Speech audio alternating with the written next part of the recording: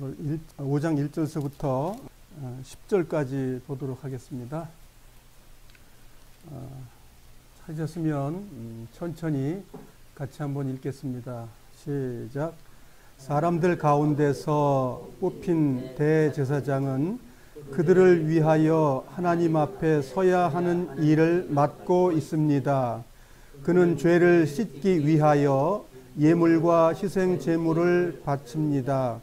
대제사장 역시 약한 사람이기 때문에 잘 알지 못하는 사람들과 잘못을 저지르는 사람들을 너그럽게 대할 수 있는 겁니다. 사람들의 죄를 위하여 희생 제물을 바치는 대제사장도 자신의 죄를 위하여 희생 제물을 바쳐야 합니다. 대제사장이 되는 것은 영광스러운 일이지만 자기 마음대로 될 수 있는 것이 아닙니다. 아론처럼 하나님께 부르심을 받아야 합니다. 그리스도 역시 스스로 대제사장의 영광을 택한 것이 아니라 하나님께서 그를 선택해 주신 것입니다. 하나님께서 그에게 말씀하셨습니다. 너는 내 아들이다. 오늘 내가 너의 아버지가 되었다. 또 이렇게 말씀하셨습니다. 너는 멜기세덱의 계통을 따른 영원한 대제사장이다. 예수님께서 사람으로 계실 때 하나님께 기도하고 도움을 구하셨습니다. 그분은 자기를 죽음에서 구해 주실 수 있는 분에게 큰 소리로 부르짖으며 눈물로 기도하셨습니다. 그리고 모든 것을 하나님께 맡기고 순종하심으로 하나님의 응답을 받으셨습니다. 예수님께서는 하나님의 아들이셨지만 고난을 통해 순종하는 법을 배우셨습니다.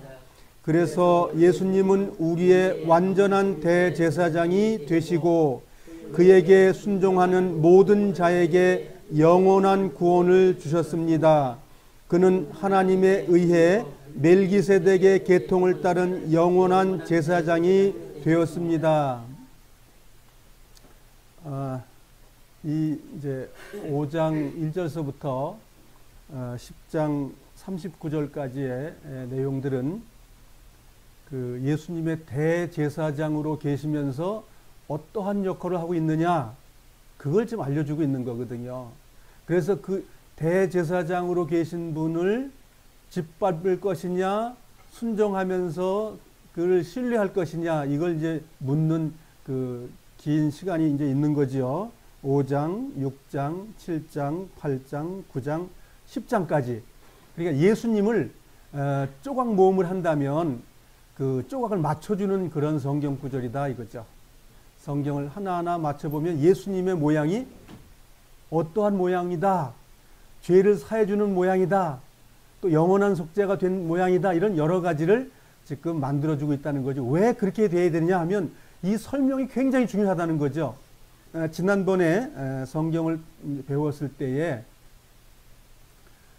그 나아가야 되는 그 일을 명받은 거예요. 너 거기 나가야 된다. 어디까지? 예수 그리스도의 보좌까지 나가야 된다라고 의무를 준 거죠. 그 의무를 하려면 이러이러하기 때문에 너희들이 나가야 되는 거야. 이제 그걸 배우는 거예요. 그러면 우리 지난번에 배웠던 말씀이 4장에 있는 전장에 14절서부터 16절까지의 내용이 중심이 돼 가지고 이것이 이루어지려면 5장서부터 10장까지의 내용이 있어야만이 이게 완성됐다라고 말할 수 있는 거예요. 그래서 14, 15, 16절의 내용을 다시 한번 읽어보겠습니다. 시작. 우리에게는 하늘로 올라가신 대제사장이 계십니다. 그분은 바로 하나님의 아들 예수님이십니다. 그렇기 때문에 우리는 우리의 믿음을 굳게 지켜야 합니다. 우리의 대제사장은 우리의 연약한 부분을 알고 계십니다. 이 땅에 계실 때 그분은 우리와 마찬가지로 시험을 받으셨습니다. 그러나 결코 죄를 짓지는 않으셨습니다. 그러므로 하나님의 보좌 앞에 담대하게 나아갑시다. 그곳에는 은혜가 있으며 우리는 때에 따라 우리를 도우시는 자비와 은혜를 받을 수 있습니다. 이 내용을 풀어주는 거예요. 이 뒷부분에.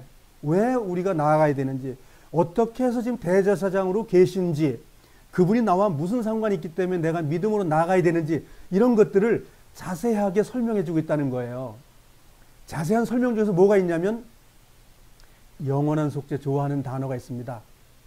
영원한 속죄라는 것, 영원한 구원이라는 것 몇 번 나올까요?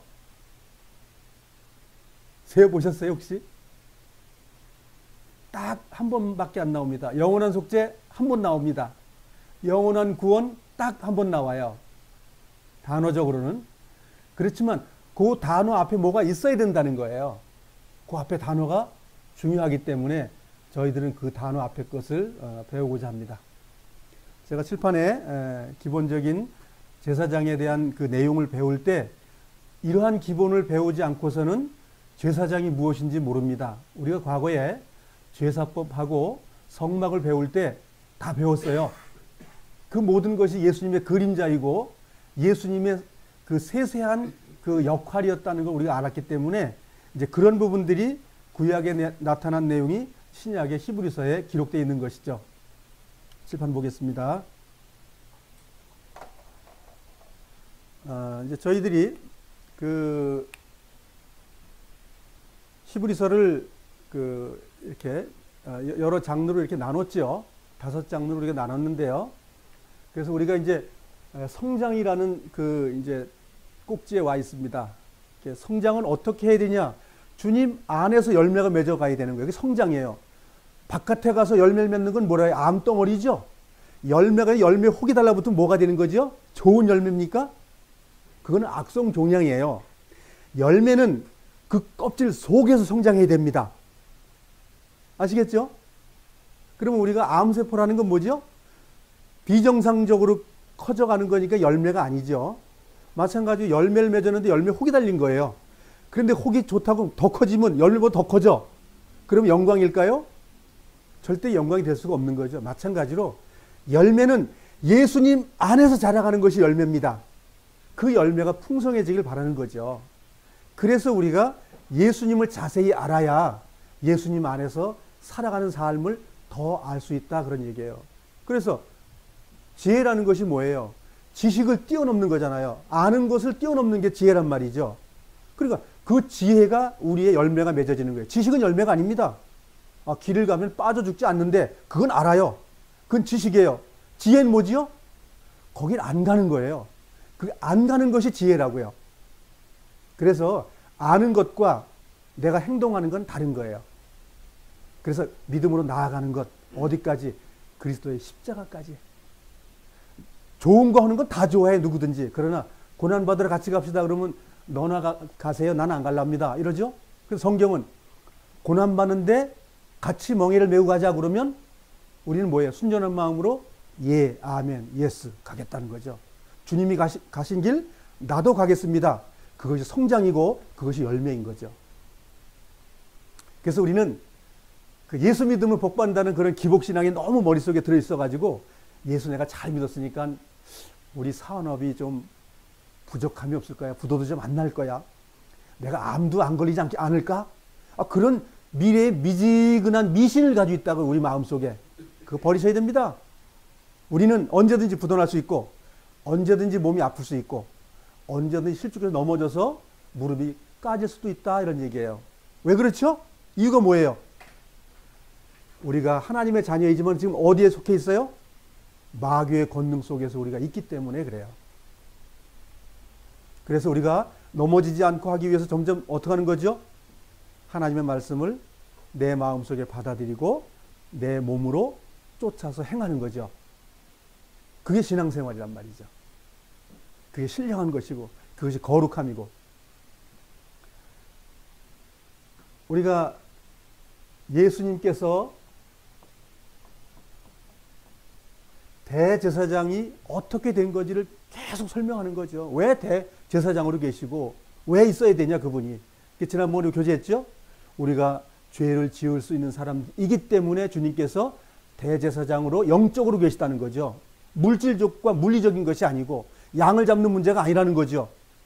영적 계시에 대한 것. 지금 우리가 함께 앉아있지만 영적 교통이 있어요, 없어요? 제가 말하는 걸 전혀 알아 못 들으시는 분 손 들어보세요. 없죠? 지금 우리가 영적 교통을 하고 있는 거예요, 지금. 그런데 저는 지금 제가 여기 앞에 서가지고 말을 하기 때문에 영적 교통을 하고 있는 거예요, 지금. 형제님들하고, 자매님들하고. 그러면 하나님하고 우리하고는 그 영적 교통이 어떻게 일어나는 거냐고요? 잠잘 때 일어나는가요, 혹시? 그렇죠. 이게 어려운 게 아니고 내 삶 속에서 일어나는 거거든요. 만일 이런 하나님 말씀이 없으면 하나님하고 지금 나하고 지금 교통이 될까요? 안 되는 거예요. 그래서 하나님 뭐라고 말씀해? 이 말씀이 곧 하나님이시라고 말한 거예요. 그런데 이 하나님을 우상과 버러지 형상으로 만들었기 때문에 교통이 안 되는 거예요. 사람 신령한 거 찾게 만들어 놓고 간단히 말해서 성경을 보다가 다윗도 범죄했는데 회개했네. 나도 범죄했는데 나도 회개해야 되겠다. 눈물 흘리면서 하나님께 나아가야 되겠다. 예수님 때문에 그게 된다고 하더라. 그게 영적 교통이에요. 하나님과 교통하는 거예요. 그래서 우리가 영적 교통이라는 것과 하나님과 지금 내가 함께 있다는 것과 하나님이 나와 함께 했다는 것을 내 삶 속에서 인지하지 못하면 주님과 동행이 안 되는 거예요. 그래서 우리가 배워야 되는 거예요. 성경을 묵상이라고 말하는데 묵상은 조용한 가운데 하나님께 나아간다 그런 말을 가지고 있죠. 한문으로 쓰면 좀 고상해요. 주님과 동행한다 그러면 그 묵상이거든요. 주님의 말씀 앞에 내가 나아가서 주님 나에게 말씀해 주세요. 나는 말씀을 배우고자 합니다. 주님을 순종하고자 합니다라고 할 때 같은 내용이거든요. 근데 우리는 지금 단어가 몇 가지 단어를 가지고 있죠? 흔히 영어라는 단어적인 걸 가지고 있어요. 또 한문적인 그런 또 단어를 또 가지고 있어요. 그 다음에 또 뭐가 있죠? 순수한 우리 대한민국의 한국의 언어가 있어요. 예? 그렇죠? 예를 들어 영이라는 걸 그냥 간략히 말하면 영 어디 나라 말이에요? 우리나라 말이에요? 중국말입니다. 중국말. 중국말이에요, 정확하게. 그럼 우리나라 말은 뭐예요? 넋입니다. 넋. 넋이 우리나라 말이에요. 영어는 뭐예요? 스플릿이라고 말하죠. 네. 그리고 헬라 말로 뭐라고 말할까요? 푸뉴마라고 말해요. 푸뉴마, 공기, 호흡, 생명 이런 거예요. 창세기에 나와 있는 그 후하고 바람 불었다는 게 푸뉴마예요. 또 요한복음 우리가 아는 대로 성령으로 난 자들이 이러한다고 말할 때 그게 푸뉴마고 그게 성령이고 그게 영이고 생명이에요, 그게. 그럼 우리는 말은 뭐예요? 넋이에요. 넋 나갔다. 그 생명 죽었다 그 얘기는. 야, 우리 아버지도 혼났어 어저께. 그 무슨 소리예요? 혼났다는 게 뭐예요? 이건 정신세계의 이야기의 언어란 말이죠. 정신세계.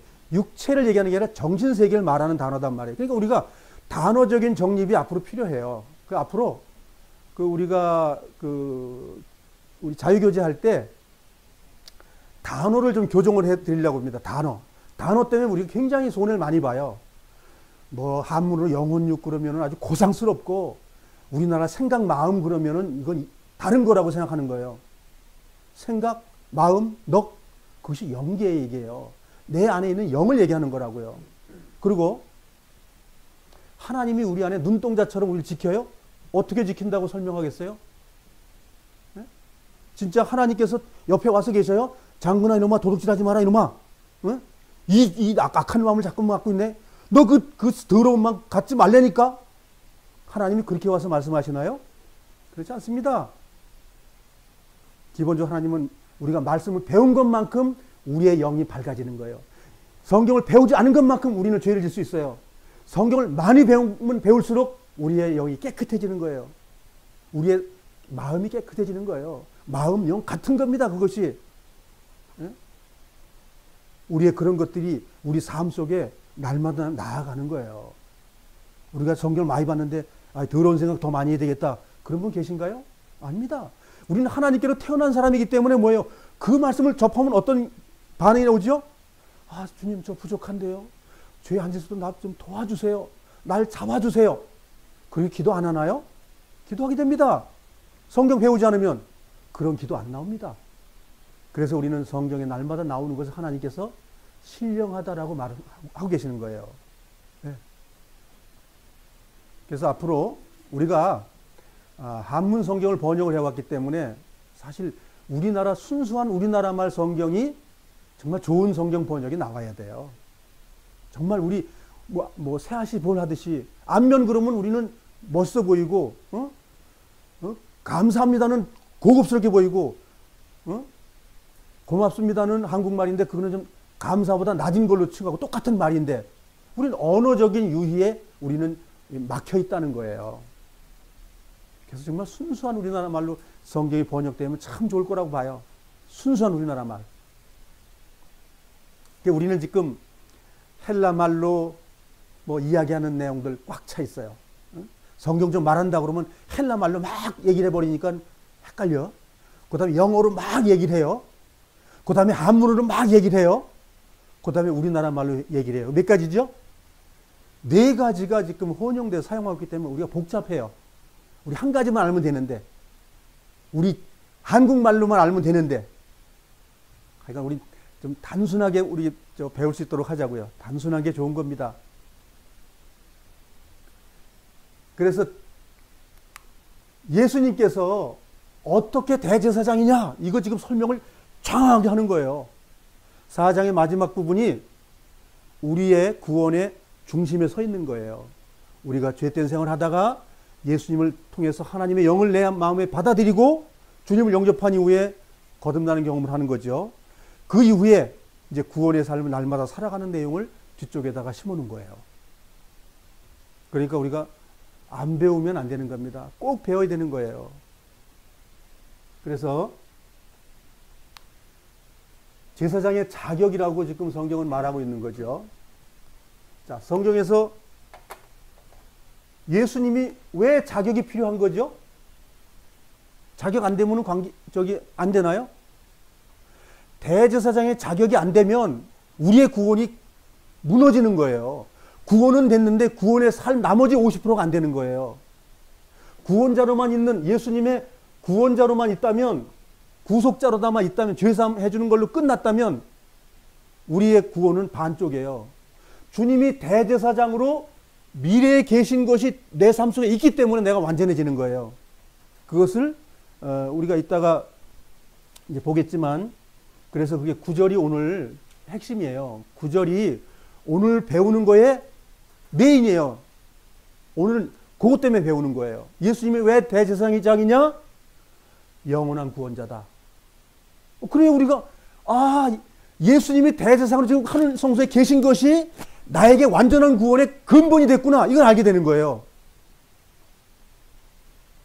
그래서 성경 안 배우면 내가 실수랑 잘못했는데 어떡하지? 내가 연약했는데 어떡하지? 그래서 성경 연약한 거를 야단을 치지, 그러니까 벌로서 끝내버리는 게 아니라 회개케 하는 책망을 하고 받아주신다. 그 말이거든요. 자, 우리의 제사장은 성경에 3가지에 기본적으로 나와 있습니다. 사람으로 임명된 대제사장. 제일 최초의 대제사장으로 나온 성경의 기록자가 누구죠? 아론이죠, 아론? 아론. 모세의 형님. 그렇죠. 예. 그러니까 글로써 되기 이전에 대제사장은 없었나요? 있었죠. 율법이라는 이스라엘 백성의 계명, 즉 성문법, 글로써 주는 것에서 최초는 아론이 됐지만 그 이전에는 족장 시대죠. 족장이 대제사장인 거예요. 즉 아브라함, 이삭, 야곱이 뭐라고요? 대제사장이에요. 아담은 뭐죠? 대제사장입니다. 그러니까 제사장이라는 게 뭐죠? 하나님께 제사 드리는 위치에 있는 사람, 그 뜻이에요. 근데 그런 제사를 드리는 사람들은 연약했다, 그 얘기예요. 연약했는데 완전하고 옳고 하늘에 계신 완전한 대제사장이 누구냐 하면 예수 그리스도다. 이걸 설명하는 거예요. 그래서 사람들의 대제사장은 부족하다. 자, 부족하고 완전하지 못하다. 이렇게 말하는 것이고, 그래서 이제 성경에서 구약의 창세기의 14장에 나오는 멜기세덱이라는 제사장이 나오죠. 우리가 다 이제 7장에서 멜기세덱에 자세히 배울 거고요. 우리가 알다시피 멜기세덱은 부모님도 없고 자식도 없고 언제 태어난 날도 모르고, 근데 그러한 분이 제사장이 있었다, 이렇게 성경은 선언하고 있는 거예요. 그래서 사람 같기도 하고 살렘 왕이라고 해가지고 이제 나와 있는 왕이면서 제사장이다라는 그 왕이면 제사장이라고 하는 그 표본에 예수 그리스도가 그 표본하고 같다, 이렇게 말하는 거죠. 그래서 신의 아들이죠. 신의 아들. 그래서 이제 신자죠. 신자요. 신자신 예수 그리스도께서 대제사장으로 계시다. 설명을 하는 거예요. 설명을. 그러면서 우리가 배우는 건 뭐죠? 우리도 제사장이어야 한다. 배우려고 하는 목적이 그겁니다. 예수님이 대제사장인들, 멜기세덱이 대제사장인들, 또 아론이 대제사장인들, 나하고 무슨 상관이 있냐 이거예요.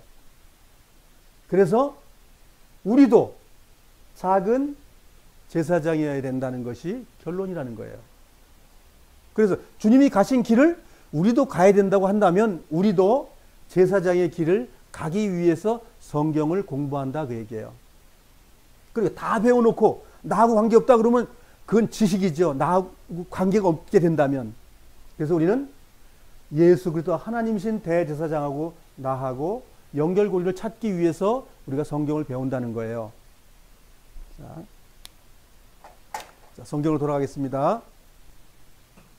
근데 성경을 좀 많이 읽으셔야 됩니다. 이렇게 배울 때에 더 우리 마음속에 주님을 그리기 위해서는 성경을 많이 봐야 돼요. 이렇게 우리가 이제 설명할 때 더 성경을 미세하게, 세세하게 배울 수 있거든요. 오늘 5장 우리가 1절서부터 10절까지 내용은 보통 이제 첫 번째는 그 자격에 대한 그 사람의 제사장의 특징, 그 다음에 제사장을 선택하는 방법, 그리고 예수님이 그 선택이 신의 아들로 선택이 됐는데 제사장으로 순종함으로 고난 가운데 있었다, 승리하셨다고 말하고 있고, 결론적으로는 순종한 자에게는 영원한 구원의 근본이 되기 위해서 그렇게 했다. 이게 오늘 이제 배우는 내용입니다. 이거. 자, 1절 같이 한번 읽겠습니다. 시작. 사람들 가운데서 뽑힌 대제사장은 그들을 위하는 하나님 앞에 서야 하는 일을 맡고 있습니다. 그는 죄를 씻기 위하여 예물과 희생제물을 바칩니다. 자, 이제 사람으로 뽑힌 대제사장도 두 가지 일을 해야 된다고 이제 결론 내리는 거죠. 그러면 이게 무슨 내용이에요? 종전에 하늘로 올라가신 그 대제사장은 신의 아들로서 이렇게 됐는데 사람의 아들인 대제사장들은 이러한 일을 했다, 그 말을 하고 있는 거예요. 그러니까 예수님의 대제사장을 설명하기 위해서 사람의 대제사장을 설명하고 있다는 거죠. 근데 사람에서 뽑힌 대제사장도 예물과 희생제물을 바쳐야 된다, 이렇게 이제 성경을 말하고 있는 거죠. 그것이 레위기 2장에 가서 그 말이 나옵니다. 레위기 2장을 가보겠습니다. 레위기 2장 1절서부터 3절까지 읽겠습니다. 시작. 누구든지 여호와께 곡식 제물을 바치는 사람은 고운 가루로 바쳐라. 제물을 바치는 사람은 가루 위에 올리브 기름을 붓고 향을 얹어라. 그런 다음에 그것을 아론의 자손인 제사장에게 가져가거라. 제사장은 기름과 섞인 고운 가루 중 한 줌과 모든 향을 집에서 그 제물 전체를 여호와께 바쳤다는 표시로 그것을 제단 위에서 태워라. 그것은 화제이며 그 냄새가 여호와를 기쁘게 한다. 곡식 제물 가운데서 남은 것은 아론과 제사장들의 몫이다. 그것은 여호와께 바치는 화제 중에서 가장 거룩한 제물이다. 그래서 이제 제사장은 이런 일을 하는 것이다, 이렇게 말을 하죠. 다시 본문으로 가겠습니다. 2절 3절 같이 읽어보겠습니다. 대제사장 역시 약한 사람이기 때문에 잘 알지 못하는 사람들과 잘못을 저지르는 사람들을 너그럽게 대할 수 있는 것입니다. 사람들의 죄를 위하여 희생 제물을 바치는 대제사장도 자신의 죄를 위하여 희생 제물을 바쳐야 합니다. 자, 근데 대제사장인데 사람의 대제사장은 자기도 실수하기 때문에 자기 제사를 드린 다음에 그 다음에 백성의 제사를 드리게 돼 있다. 그러니까 뭐예요? 하나님의 완전한 대제사장하고 사람의 대제사장이 틀리다. 사람의 대제사장 부족하다는 걸 지금 부각시키기 위해서 말하는 거예요. 여기서는 지금 하늘 성소에 가신 그분은 엄청난 큰 대제사장이야. 너희들이 알고 있는 사람처럼 그 대제사장 알지 말아라. 인간의 제사장은 능력이 없어. 하나님께 위임 받았어도 그런 얘기예요. 부족한 대제사장이었는데 예수님은 완전한 대제사장이다. 이렇게 하나님의 대제사장을 높이 평가하기 위한 방법으로 지금 이 설명을 하고 있는 거예요.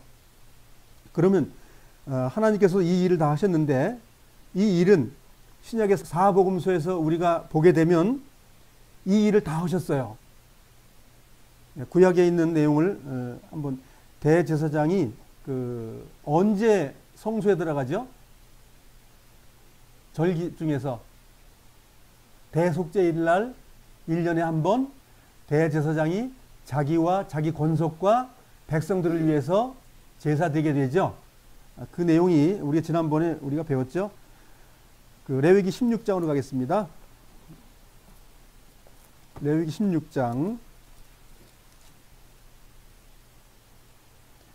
자, 이제 대속죄일 날 유대 이제 종교력으로 따지면 7월 10날입니다. 7월 1일은 나팔절이고 나팔절은 사실은 주님께서 드린 거죠. 선택한 거죠. 주님께서 선택된 사람이라면 이제 제사장의 직무를 계속해야 된다. 이제 그거 얘기죠. 옛날에 다 배웠습니다. 그래서 이제 대속죄일에 무엇을 해야 되냐면 이제 3절로 가겠습니다. 레위기 16장 3절. 시작.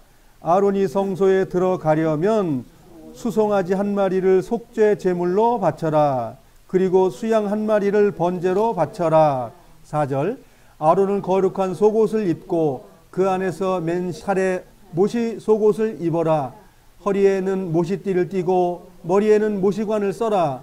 이것은 거룩한 옷이다. 그러므로 아론은 그 옷을 입기 전에 몸 전체를 물로 씻어라. 무슨 뜻인지 알죠? 주님께 불리움을 받은 사람들은 거룩한 옷을 입어야 되고 거룩한 생활을 해야 되고 거룩한 것을 먹어야 되고 거룩한 것을 옷으로 둘둘 말아야 되고 그런 말이죠. 그것이 제사장의 할 일이다 그거죠. 우리의 지금 거룩한 생활을 얘기하고 있죠. 그러니까 주님께 불림 받았다면 이거 해라는 거예요. 불리지 않은 사람은 어차피 이거 못하는 것이고 불림 받았다면 그래서 구원을 날마다 이뤄가는 삶을 남아있는 것을 계속 설명하고 있는 거예요. 뭐 구원받으면 다 됐다고요? 아니, 그런 성경은 없다고 제가 누누이 말하죠. 속지 말라고. 우리는 구원을 이뤄나가는 것입니다. 우리 삶 속에서. 6절 읽겠습니다. 시작. 그런 다음에 속죄 제물로 소를 바쳐라. 그것은 자기를 위한 제물이다. 아론은 그 제물을 바쳐서 자기와 자기 집의 죄를 씻는 예식을 행하여라. 예. 그래서 지성소에 들어가기 위해서 뭘 해야 된다고요? 소를 잡아라. 속죄 제물을 잡아 불 다 태워버려라. 지금 히브리서에는 어떻게 하는 거지? 주님 안에 들어가려면 주님을 가지고 와라. 제물 대신 그분, 능멸 대신 그분을 가지고 와라. 그 말입니다. 그거 아니고서는 그 안에 못 들어간다 그 얘기예요. 그래서 뭐예요? 우리가 뭐 잘해서 들어가야 그곳을? 아닙니다. 정말 우리는 부족하지만 완전하신 그분이 대제사장으로 계시기 때문에 우리가 당당히 들어간다는 거예요. 그걸 히브리서가 설명을 우리에게 해주고 있는 거니까 얼마나 기뻐요.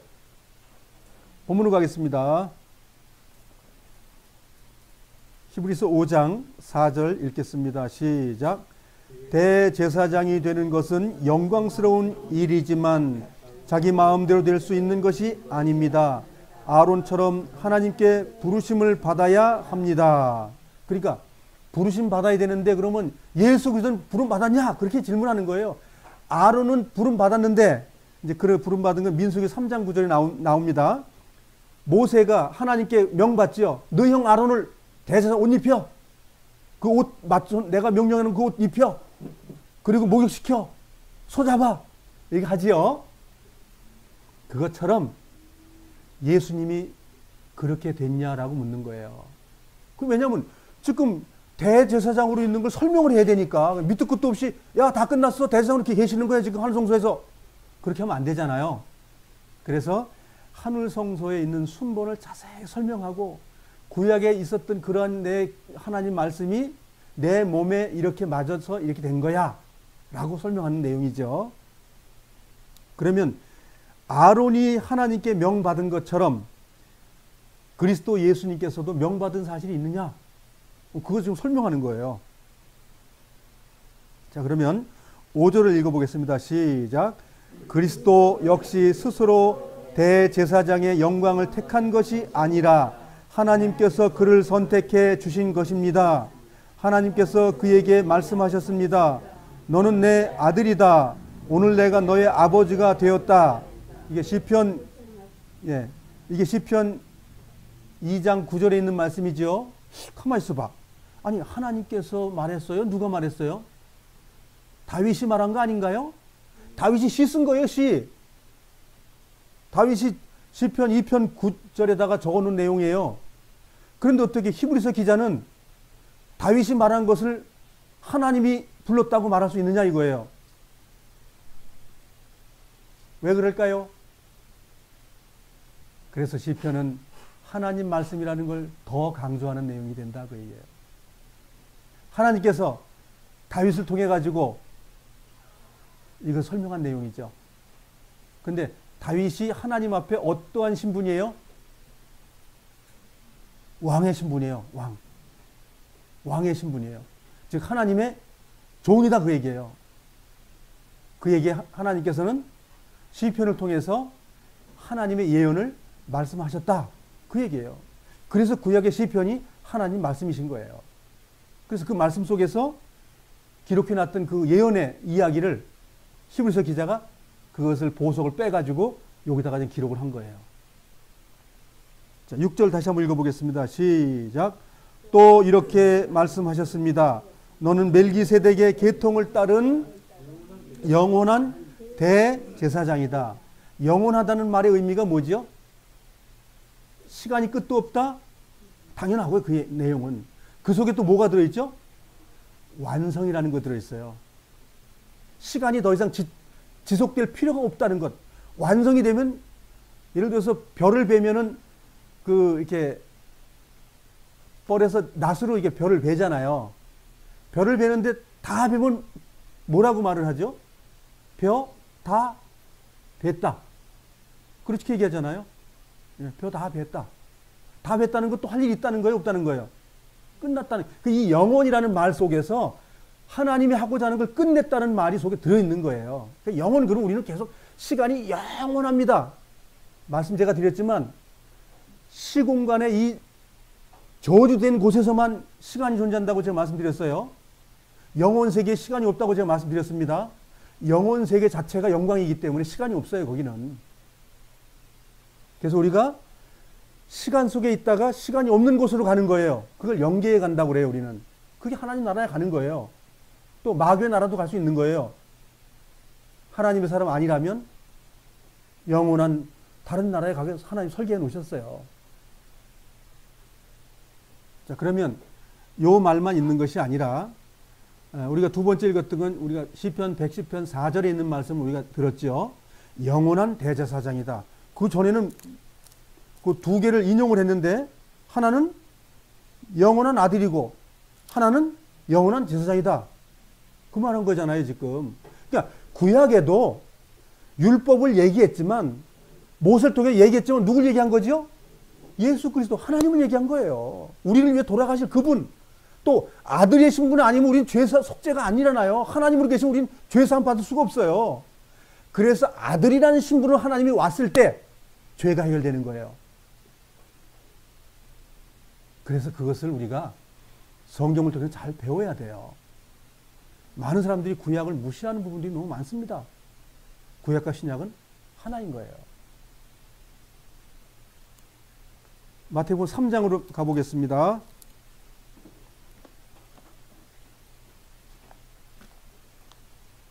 마태복음 3장입니다.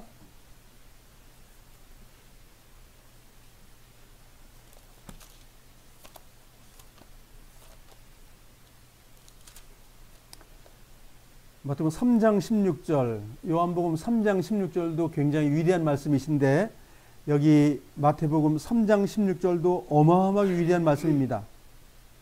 16절 같이 읽어보겠습니다. 시작. 예수님께서 세례를 받으시고 물 밖으로 나오시자 하늘이 열렸습니다. 예수님은 하나님의 성령이 비둘기처럼 자신에게 내려오는 것을 보셨습니다. 예. 17절 시작. 그때 하늘로부터 이는 내 사랑하는 아들이며 내가 기뻐하는 아들이라 라는 소리가 들렸습니다. 구약에서 하나님의 아들이 뭐 때문에 이 땅에 오셨어요?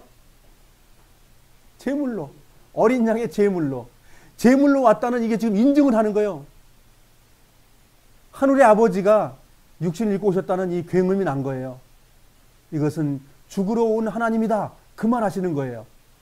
우리의 영원한 구속자 대제사장이죠. 그분이 죄물이면서 대제사장으로, 그리고 앞으로는 뭐로 남죠?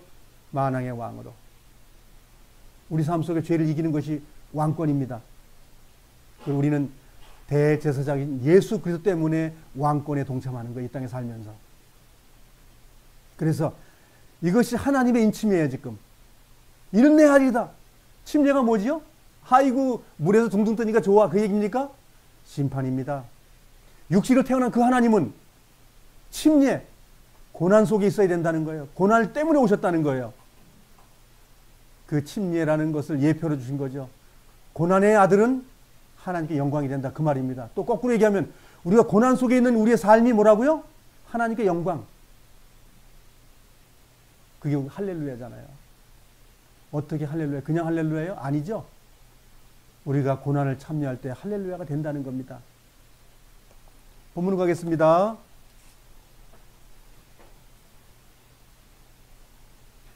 7절 8절이 한 대목을 같이 읽어보겠습니다. 시작.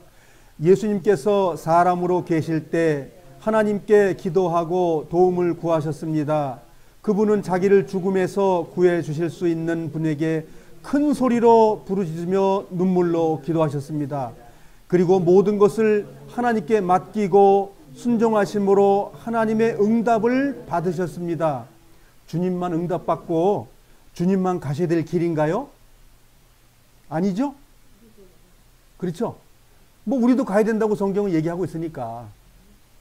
8절 시작. 예수님께서는 하나님의 아들이셨지만 고난을 통해 순종하는 법을 배우셨습니다. 예, 침례 속에 다 들어있는 것이고 예수님께서 진 십자가로서 완성이 되신 것이죠. 그래서 이건 함축적으로 말을 하지만 성경을 말하고 있는 것이죠. 자, 그러면 주님께서 얼마만큼 눈물로 그 육신으로 오셔가지고 고난받고 눈물을 흘렸는지 우리가 누가복음 22장에 나와 있죠. 누가복음 22장으로 한번 가보겠습니다. 누가복음 22장 39절. 39절 시작. 예수님께서 예루살렘 밖으로 나가셔서 늘 하시던 대로 올리브산으로 가셨습니다. 제자들도 예수님을 뒤따라 갔습니다. 넘어가서요. 42절 시작. 아버지, 만일 아버지의 뜻이라면 제게서 이 잔을 없애 주십시오. 그러나 제 뜻대로 되게 하지 마시고 아버지의 뜻대로 이루게 하십시오. 예. 이 기도를 드렸는데 결과가 뭐냐면 이런 거예요.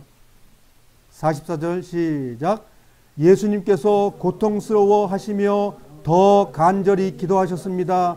땀이 마치 핏방울처럼 땅에 떨어졌습니다. 무슨 의미예요 이게? 물리적으로는 기도를 열심히 했더니 이 땀이 나는데 땀방울이 핏방울이 돼서 떨어졌다. 그 말이에요. 보는 거로는. 영적인 해석이 무엇일까요? 영해를 한번 해보십시오.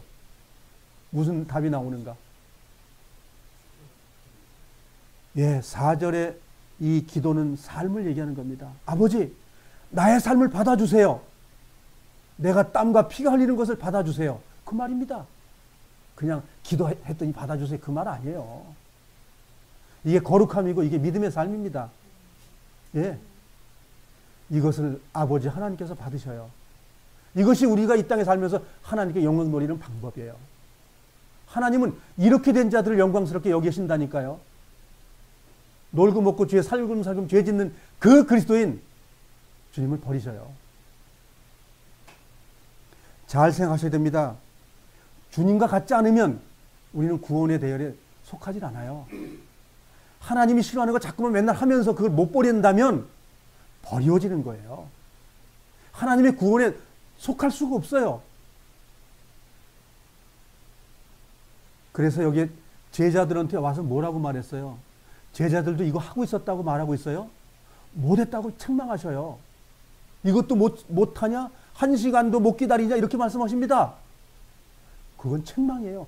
그 책망은 뭐죠? 버려주는 책망이에요. 근데 제자들은 주님께서 십자가 못 박혀 돌아가시고 나서 이 기도를 하고 살았어요? 못 살고 살다가 죽었어요? 하고 살다가 그렇게 하고 그래서 죽었어요. 근데 그 제자들은 그래 살았는데 우리는 안 살아도 된다고요? 그런 분들은 주님의 나라에 못 들어갑니다. 못 들어가요. 절대 못 들어가요. 두렵고 떨림으로 그 구원을 이루는 예수님이 하신 그 말씀 속에서 되어져야 돼요. 뭐 예루살렘이 어쩌고 그 말 아니라는 거 설명드렸죠. 우리의 인생 나머지 생을 삶 속에서 그 두렵고 떠는 그런 심리의 삶이 이루어지냐 이거예요. 피와 땀이 흘리는 그 삶이 내 삶 속에 거룩함 때문에 일어난 일이 일어났냐고 묻는 거예요. 지금 이게. 본문을 가겠습니다.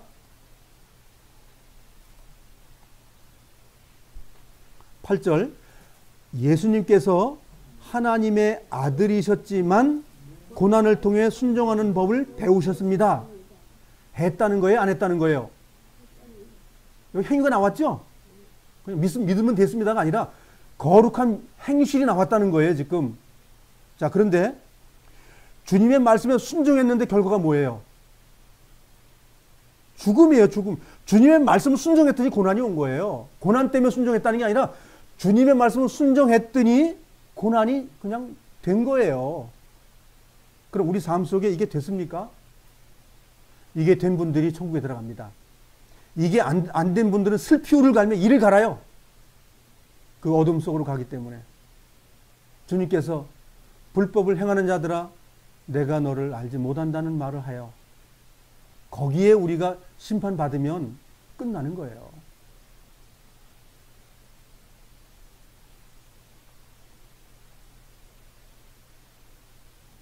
구절 오늘의 교재의 중심 구절이기 때문에 같이 한번 읽어보겠습니다. 시작.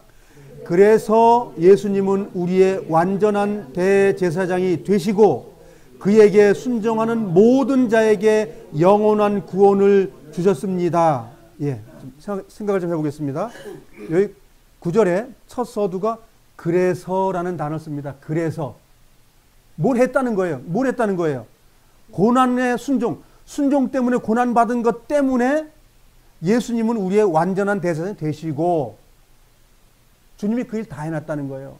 그게 주님을 보라는 거예요. 뭘 봐? 고난당한 그분, 고난을 통해 영광 받으신 그분, 하나님 나라에 올라가신 대제사장의 그분 보라는 거예요. 응? 우리가 성경 보라 그러는데 안 봐도 됩니까? 그분 보라는데 이 성경 안 보면 볼 필요도 없어요. 이걸 보니까 뭐예요? 주님 보라는 거예요.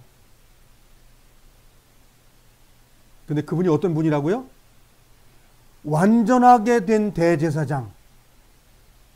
그냥 대제사장이 아니라 다 끝내신 완전하신 대제사장. 그렇기 때문에 그분 앞에 나아가라고 지금 4장 후반부에 말하고 있는 거예요. 그분께 나아가면 된다. 나아가라. 나아가라. 힘을 그분에게 받아라. 이렇게 말하고 있다는 거예요. 오직 예수. 오직 그리스도. 그 한 분. 다 이루신 그분.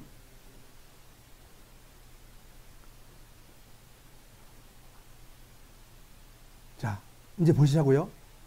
그에게 순종하는 모든 자. 누구에게 순종해야 된다고요? 이 땅에 오셔서 아들로서 오셨고 육신으로 왔다가 고난받고 말씀에 여기 아버지께 순종했다는 말은 구약의 하나님께 당신이 말하는 그 모든 걸 지키신 그분을 얘기하는 거예요. 그걸 하나님이라는 칭호로 얘기하는 거예요. 신의 말씀. 그 말씀을 다 내가 순종하고 간 육신으로 오신 그분, 그걸 그냥 아버지라고 표현하는 거예요. 아들, 아버지 이런 뜻이 아니고 구약에 말씀하셨던 그 신께서 말씀하신 걸 그 신이 육신으로 오셔가지고 다 이루셨던 그걸 얘기하는 거예요.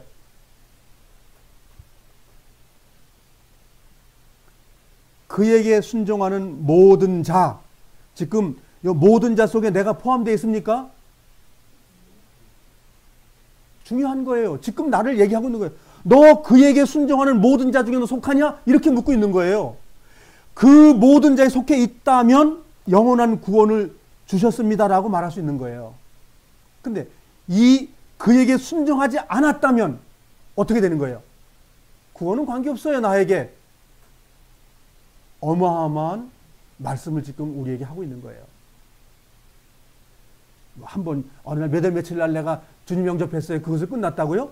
성경 그렇게 말합니까? 성경 어디도 그렇게 말하지 않습니다.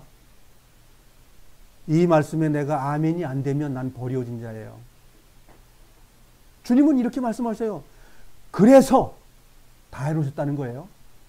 예수님은 우리의 완전한 대제사장이 되시고, 자, 대제사장이 완전하게 돼 있다는 거예요, 지금. 그런데 그에게 순종하는 모든 자, 내가 지금 그러한 분에게 순종하고 있냐? 순종이 뭐예요? 믿음입니다. 내가 행위를 하고 있습니다. 죄 안 짓고 있습니다. 그 말이에요. 그런 자에게는 영원한 구원을 주셨습니다. 자, 진행형이죠. 과거 완료형이 아니고 진행형이에요. 여기는 지금 과거 완료형은 로마서 3장에 나와 있습니다. 짐짓 지은 과거의 죄를 다 죄를 사해 주시고, 나머지 부분에 대해서는 우리가 주님의 그 다 되신 대제사장 때문에 우리 그에게 순종하는 삶이 되어졌다는 거예요. 되어졌기 때문에 영원한 구원이 우리가 보장된 거예요. 그렇게 안 살았던 사람은 보장이 안 되는 거예요. 이것은 지금 나에게 책망을 주고 있는 거예요. 너 정말 그렇게 하고 있냐? 너 정말 그 안에서 순종하고 있냐? 그 모든 것이 그렇게 됐다면 영원한 구원을 너 준 거 맞아. 이렇게 어마어마한 말씀을 우리에게 지금 하고 계신 거예요. 과연 근데 우리가 성경을 묵상하고 함께 주님을 만나고 하는 사람들이 이 말씀을 통해서 과연 나를 돌아보고 있냐 이거예요. 성경은 빛과 거울이라고 말하고 있는데 정말 거울 비춰보고 나를 정말 돌아보고 있냐 이거예요. 주님께 날마다 내가 나아가고 주님께 기쁨을 드리는 할렐루야를 날마다 부르면서 내가 죄 안 짓고 거룩한 삶이 내 속에서 회개케 되는 삶으로 지금 가고 있느냐라고 묻는 거예요. 지금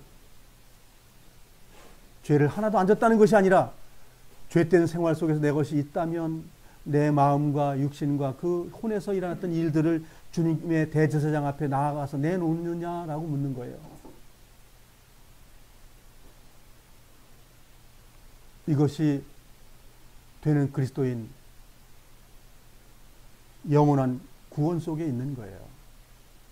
이러한 사람들이 이 몸을 벗어나게 될 때 완전한 곳에 들어가는 거예요.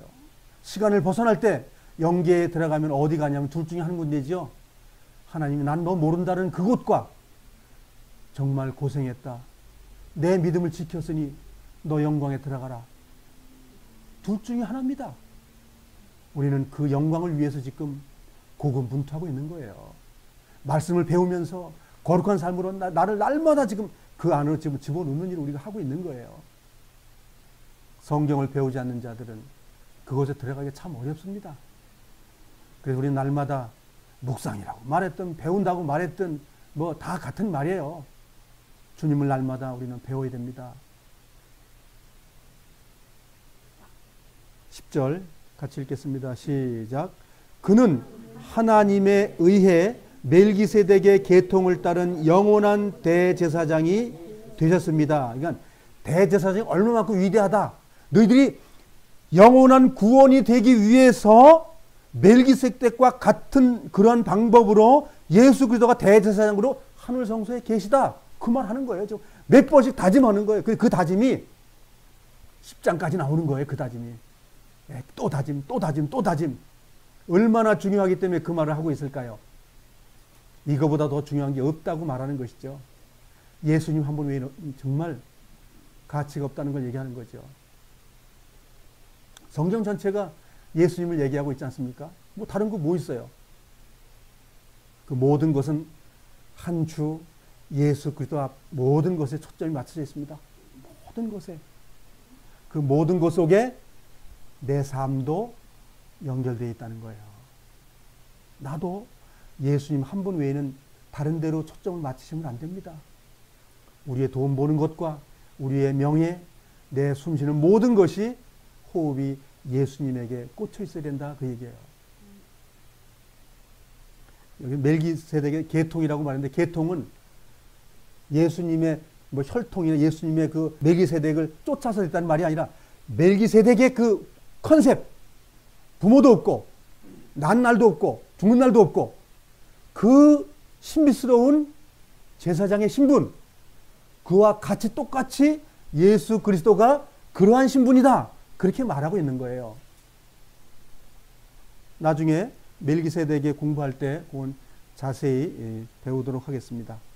그 멜기세덱이라는 걸 이제 보시고 오늘 교재 마치도록 하겠습니다. 7장의 2절 3절이 그 신비하다는 거예요. 그 계통을 따라서 왔다는 그런 개념이 아니고 그 내용처럼 예수 그리스도가 그 내용이다 그 말입니다. 사람의 신분으로 오지 않죠. 2절 3절 읽어보겠습니다. 시작. 아브라함은 전쟁에서 빼앗아 온 물건 중에서 10분의 1을 멜기세덱에 주었습니다. 멜기세덱은 여기서부터 중요하죠. 멜기세덱은 정의의 왕이라는 뜻이며 살렘 왕은 평화의 왕이라는 뜻입니다. 그의 아버지와 어머니가 누구인지는 아무도 모릅니다. 그의 고향이 어디인지 아는 사람도 없으며 그가 태어난 날과 죽은 날이 언제인지도 알지 못합니다. 그는 마치 하나님의 아들같이 영원한 제사장으로 있는 자입니다. 누구일까요? 라는 문제 다음에 교재 나누겠습니다. 사람의 시각으로 보지 마시고 하나님의 영적으로 이 말씀을 분별하시기 바랍니다. 자, 예수 그리스도가 하나님으로만 계시면 어떻게 되겠냐고요. 우리 구원이 안 되는 거예요. 하나님은 창조부터 아들로 사람으로 오시겠다고 4,000년 동안 약속하셨어요. 그러다가 오셔가지고 그 일을 다 이루시고 우리에게 지금 뭐라고 말씀하시죠? 내가 대제사장으로 너를 사랑하고 있다. 이렇게 말하고 있어요. 근데 그 사랑에 우리가 나아가지 않아요? 나아가지 않으면 어떻게 된다고요? 버려지는 거예요. 네, 그렇습니다. 우리 모두가 예수님 안에 들어가서 열매 맺는 사람들 되어야 됩니다. 시작할 때 저희가 말씀드린 것처럼 열매는 온전한 겁니다. 그 표피 속에 똑같은 영양분과 똑같은 그 재질로 만들어져야 됩니다. 우리의 것에서 나온 재질이 아닙니다. 우리에서 나온 재질은 암덩어리이기 때문에 표피 바깥에서 성장을 해서 우리는 심판받습니다. 표피 안에 있는 주님의 성정과 주님의 본질과 같은 것이 우리 삶 속에 나타나서 열매로서 완전히 져야 된다는 거예요. 그것이 우리가 가야 될 길이에요. 그것이 구원의 완성이고. 제가 기도하겠습니다.